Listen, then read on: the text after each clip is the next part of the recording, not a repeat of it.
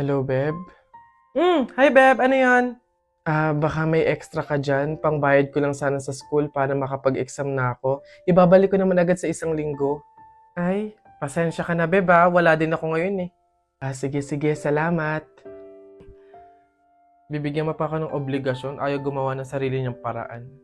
Wow, ganda naman nito. Magkano ba to?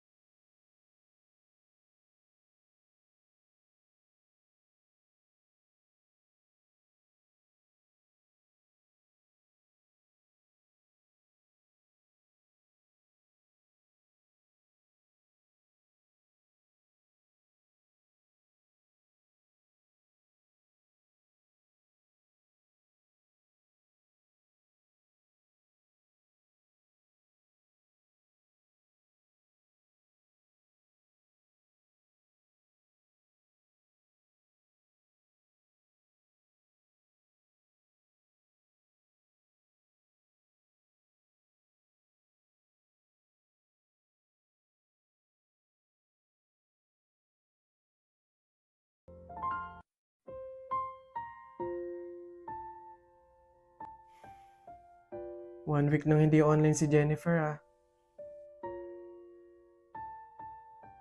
Hello, Jennifer? Hello, Iha?